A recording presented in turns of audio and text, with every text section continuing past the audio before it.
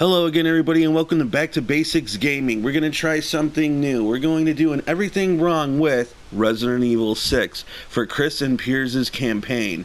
Now, this is just kind of an experiment, so you tell me if you like it or not. If you do, I'll make more. If you don't, obviously I'll just stop. So, since it's just an experiment, there's a few things, like there's no sin counter, and there's no subtitles either. I kind of got a little lazy with it, because I'm just kind of testing the waters to see how this goes about. So, here you go. Everything Wrong with Resident Evil 6 Chris and Piers campaign. Overdressed bartender in shit bar. Who here actually orders a steak in a dive bar? Hard to find a good steak around here. Well, maybe if you didn't order them from dive bars, that wouldn't be such an issue. You heard of this? What is that? You really don't remember anything, do you? We literally just started and already have amnesia. Everyone's waiting. Everyone. I understand that Piers is trying to bring Chris back into the BSAA, but why does he need all of these agents disguised as patrons? Don't any of them have anything better to do? That's not good. You think? Where the hell do they keep coming from? Good question, Chris. Ladies and gentlemen, say hello to the AI. And not just any AI, but the AI on Professional. I'll be here. Roger that. The game expects me to take Juavo spiders seriously. Here's more of that great AI getting in the way of my grenade and running into a room full of enemies. We just barely started the game and already have our third rocket launcher man. Jumping out of exploding building cliché. Hey, I got an idea. Let's remove the weapons upgrade system we used in Resident Evil 4 and 5 with a much lazier skill system setting. Don't get me wrong, the skill setting isn't terrible, but it is nowhere near as fun or customizable.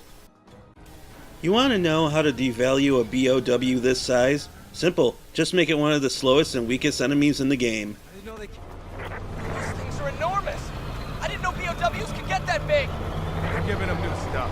They can make any kind of freak show You they hear want. that? The explanation for a giant BOW is they gave them new stuff. Chris, the man is a wanted insurgent. Jake should really consider taking off his bad guy jacket. Want to know how to further devalue this giant BOW? Why, just throw another one into the mix. The point of this part of the game is to buy Finn time to set the explosives on anti-aircraft guns, but in my opinion, he takes way too long to do so. Just Call of Duty that shit. You Call of Duty'd everything else so far. Chris asked Finn to keep an eye on Ada, or rather her clone, but why not just restrain her? They know little about her, and surely someone here has a pair of handcuffs or zip ties. Thanks for the escort. Here's something to remember me by.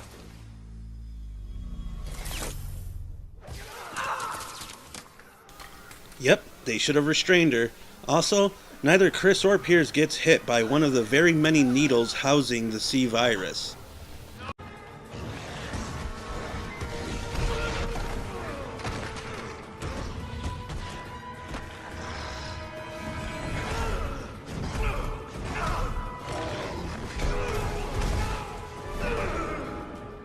Chris survives this. Damn you to hell, Wong. Saying damn you to hell cliche.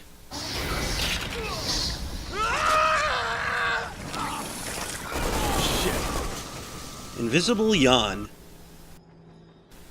While I really do enjoy this hidden cutscene, the fact still remains that even though the end of the world is nigh, Chris still finds time to play. Okay, let's move in, but be careful. Pretty sure being careful is already part of our plan, but thanks? I really thought the spider Juavos from earlier were going to be the most ridiculous enemies in the game, but you, Grasshopper Juavo, have easily taken that title. Congrats! This won't be the only helicopter you take out in the game.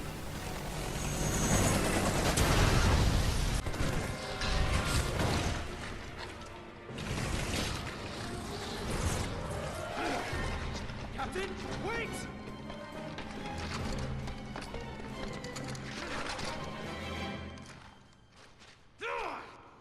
What the hell were you thinking, pulling a kamikaze stunt like that? All Chris did was give chase to the BOW they were tracking in the first place. Calling this a kamikaze stunt is ridiculous considering all the shit you've been through thus far. Fall in line, soldier. Fall in line soldier cliche. How are we supposed to drop this thing if we can't even see it? Shut up and keep moving! Chris is a dick.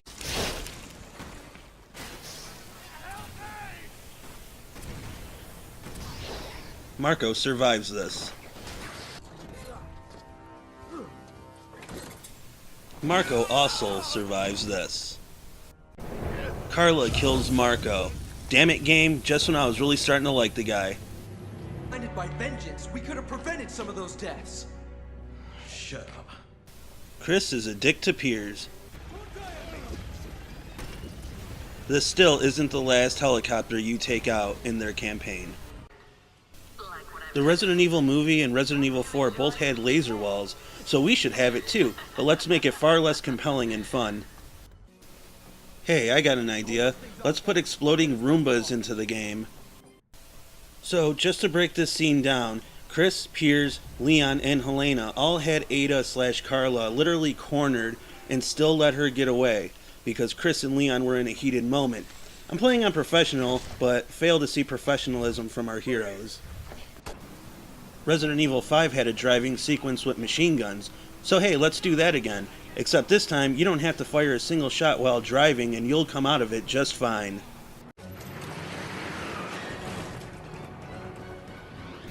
Pretty sure this Humvee wouldn't be able to make this jump. Also, why doesn't Ada/Carla kill them?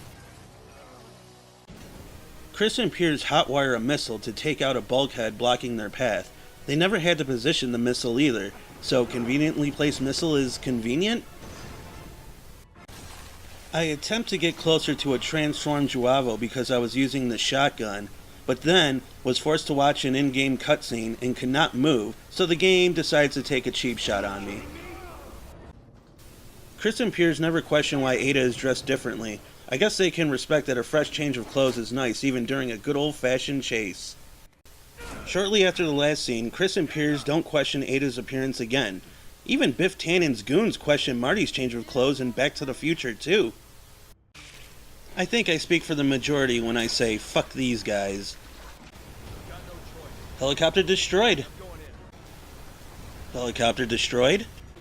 And helicopter destroyed. This giant BOW decides to wake up despite the fact we were attacking the ship for a few minutes now. I really am curious as to why this zombie gas isn't able to go through the windows or at least the ventilation. It's not until they break the glass that it comes through. It's been 3 years since I killed Wesker. Don't remind us of that garbage. I think I speak for the majority when I say, fuck this room. In this scene, Jake learns that Chris killed his father and gets emotional. Feelings can be a strange thing, but Jake knew Wesker was a madman who literally tried to destroy the world. Also, Jake and Sherry have been saved by Chris and Piers 3 times in this campaign, which means that's 3 more times Chris was there than his own father. Chris and Piers narrowly escaped this giant BOW that just emerged from its cocoon. But what doesn't make sense is how this giant BOW was somehow able to find its way to them so soon after they escaped. It's literally in the room with them like something out of a Looney Tunes cartoon.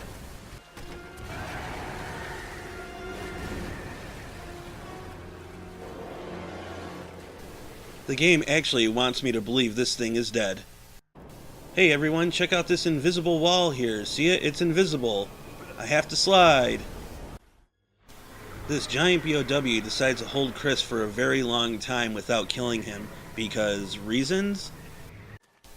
In order to take out the giant BOW for the second time, Piers had to inject a modified version of the C virus into himself. Chris never asks if Piers is okay after that event.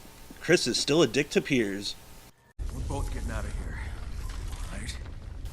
That's nice and all, but I'm pretty sure he's too far gone. The only way to get past these walls is with Piers' lightning. So, in other words, if he didn't inject himself, they would both be dead here.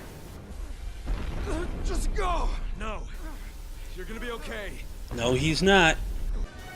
Chris persists that Piers comes with him topside, but Piers knows there is no saving himself. It seems Piers was the real captain of the team. Nothing in this game ever seems to want to stay dead. I hope Chris's comm gear is working fine, because he's in the middle of nowhere. Oh, what's that? A helicopter just so happens to be there despite the fact Chris never called it in? Okay, game, okay. Is this bar really the only place you can order steak? Everybody say hello to Piers 2.0. After literally taking only one bite of that steak, Chris gets up and leaves. Told you it wasn't any good. So there you have it. That's everything wrong with Resident Evil 6, Chris and Piers' campaign. I hope you enjoyed it. I did enjoy making it, but I'm not sure how it'll roll over because I know that there's other channels that already do gaming sins. And while I have seen those before, it's been a really long time, so there may be some similarities here and there. But I'm sure that I caught some things that the other channels didn't. So, I think it was about 70-something sins that I caught. And I guess I also have to give sentencing too. So the sentencing for this one is Fun with Finn and Jake. So thanks for watching, thanks for listening, and thank you for helping me get back to the basics in everything wrong with Resident Evil 6, Chris and Piers' campaign. We'll see you next round, and let me know what you thought.